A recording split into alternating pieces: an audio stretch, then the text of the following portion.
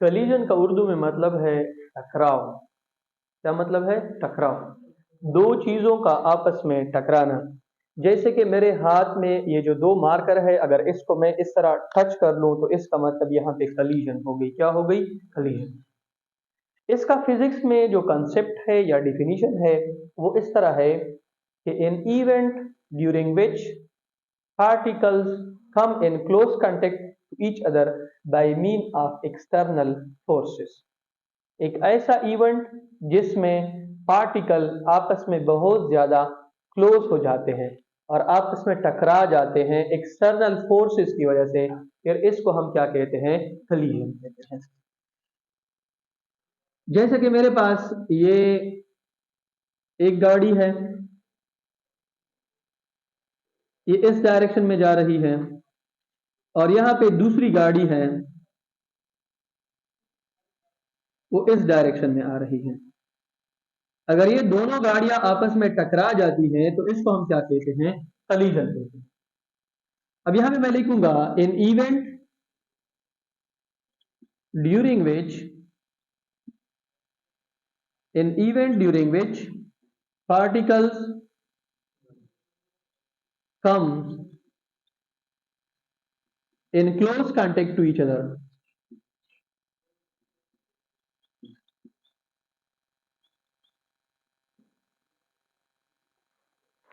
by mean of external forces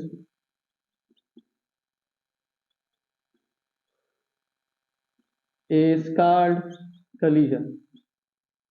एक ऐसा event जिसमें पार्टिकल एक्सटर्नल फोर्सेस की वजह से आपस में बहुत ज्यादा क्लोज होके टकरा जाते हैं तो फिर इसको हम क्या कहते हैं? कलीजन कहते हैं।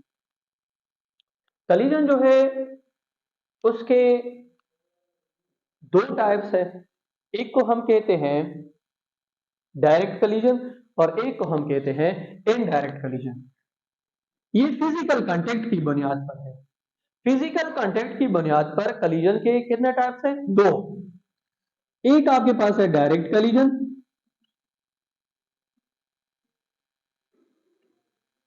और एक आपके पास है इनडायरेक्ट कलीजन, या इसको हम फील्ड टू फील्ड कलीजन भी कहते हैं।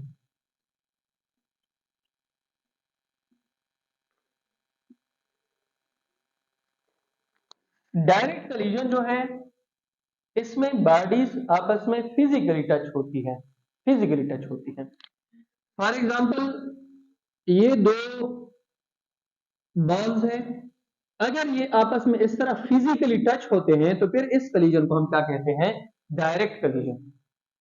और इनडायरेक्ट कलीजन, ये कलीजन का वो टाइप है जिसमें पार्टिकल्स या जो भी चीजें हैं वो आपस में फिजिकली टच नहीं होती हैं बल्कि उनके फील्ड आपस में टच होते हैं। जैसे कि ये पॉजिटिव चार्ज है और ये भी पॉजिटिव चार्ज है।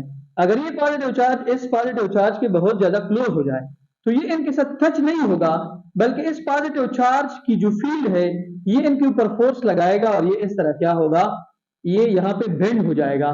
तो फिर यहाँ पे जो इंटरेक्शन हो गई है, जो कलीजन हो गई है, इसको हम क्या बोलते हैं? इनडायरेक्ट कलीजन, जिसमें फिजिकली टच होना जरूरी नहीं है बल्कि फील्ड आपस में क्या करते हैं?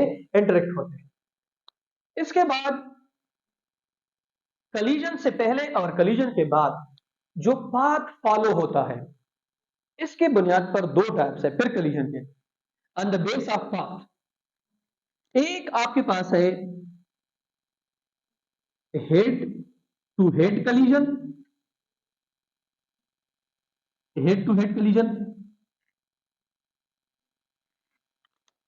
अगर दो पार्टिकल्स आपस में टकराते हैं इस तरीके से कि टकराने से पहले इनका जो पाथ होता है और टकराने के बाद इनका जो पाथ होता है वो बिल्कुल सेम होता है, तो फिर इसको हम क्या कहते हैं?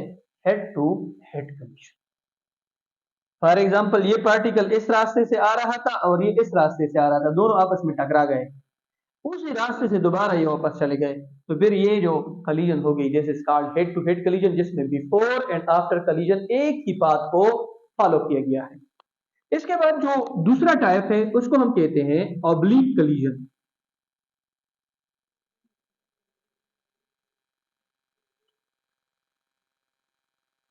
ऑब्लिक कलीजन ये कलीजन का वो टाइप है जिसमें पार्टिकल्स बिफोर कलीजन एक रास्ते से आते हैं, लेकिन आफ्टर कलीजन ये क्या हो जाते हैं, मतलब दूसरा पाथ फॉलो करते हैं। किस तरीके से, थोड़े बेंड हो जाते हैं। अगर फॉर एग्जांपल ये पार्टिकल इस रास्ते से आ रहा था, ये पार्टिकल इसके साथ टकरा गया, तो ये अपना पाथ अगर इस तरह कर ले कि ये इस रास्ते से चला जाए और ये इस तरह रास्ते से चला जाए, तो फिर इस कलीजन को हम क्या कहते हैं, ऑब्लिक कलीजन। कौन सी कलीजन है, ऑब्लिक कलीजन। कलीजन के बाद और कलीजन से पहले जो पाथ है वो चेंज हो जाती है, तो फिर ये ऑब्लिक कलीजन है। कौन सी कलीजन है, ऑब्लिक। इसके बाद फिर कलीजन के दो टाइप्स है, वो है on the base of conservation of energy and momentum. दो टाइप्स। जो पहला टाइप है उसको हम कहते हैं इलास्टिक कलीजन। इलास्टिक कलीजन,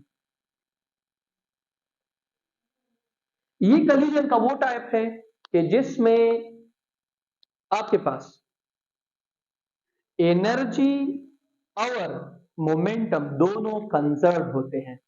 कलीजन का वो टाइप जिसमें इनिशियल मोमेंटम बराबर होता है फाइनल मोमेंटम के, और इनिशियल एनर्जी बराबर होती है kinetic energy, final kinetic energy.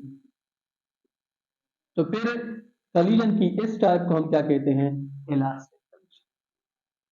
मेरी बात समझ में आ रही है। कलीजन का वो टाइप जिसमें इनिशियल मोमेंटम बिफोर कलीजन जितना होता है उतना आफ्टर कलीजन भी होता है। इनिशियल काइनेटिक एनर्जी कलीजन से पहले जितनी होती है उतनी कलीजन के बाद भी होती है। इसको हम फिर क्या कहते हैं, इलास्टिक कलीजन। और दुनिया में 100% इलास्टिक कलीजन नहीं है। इसके जो एग्जाम्पल अगर आप लोगों ने समझने हैं तो वो है कलीजन बिटवीन स्टील बाल्स, कलीजन बिटवीन स्टील बाल्स, या कलीजन बिटवीन बिलियर्ड बाल्स। ये 100% इलास्टिक कलीजन तो नहीं है, लेकिन आप इसे ले सकते हैं इलास्टिक कलीजन। बिलियर्ड बाल जानते हो, बिलियर्ड बाल नहीं जानते हैं, स्नूकर, स्नूकर जानते हैं, उसमें बेसिकली इलास्टिक, तकरीबन इलास्टिक कलीजन उसमें होता है। ठीक है। इसके बाद है इन इलास्टिक कलीजन।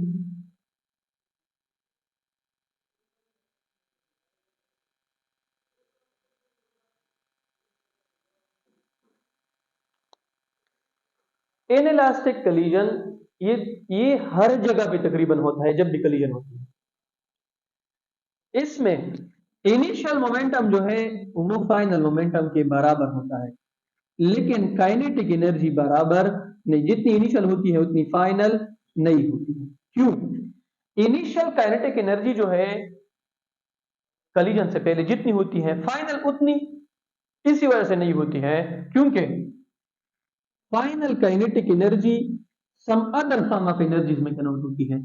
जैसा कि ये हीट में भी कन्वर्ट हो सकती है, ये साउंड में भी कन्वर्ट हो सकती है, ये लेट सपोज लाइट में भी कन्वर्ट हो सकती है, ये लेट सपोज पोटेंशियल एनर्जी में भी कन्वर्ट होती है। मैं आप लोगों को समझाता हूं। जब दो गाड़ियां आपस में टकराती हैं, टकराने से पहले जब वो आ रही होती है तो उसके अंदर काइनेटिक एनर्जी होती है, लेकिन टकराने के बाद वो गाड़ियां जो है वो एक आवाज प्रोड्यूस करती है। तो इसका मतलब काइनेटिक एनर्जी कुछ किस में कन्वर्ट हो गई, आवाज में। उन गाड़ियों के ऊपर निशान आ जाते हैं, डेंट्स। उस डेंट्स में पोटेंशियल एनर्जी, काइनेटिक एनर्जी थोड़ी किस में कन्वर्ट होती है, पोटेंशियल में। वो गाड़ियां गर्म भी होती है, इसका मतलब काइनेटिक एनर्जी कुछ कुछ किस में कन्वर्ट हो गई, हीट में। और वो जब टकराती है तो वहां पे मे बी स्पार्क क्रिएट हो जाए, तो काइनेटिक एनर्जी किस में कन्वर्ट हो गई, लाइट में। तो इसका मतलब ये है कि यहाँ पे जो कलीजन हुआ है वो कौन सा है, एनर्जी।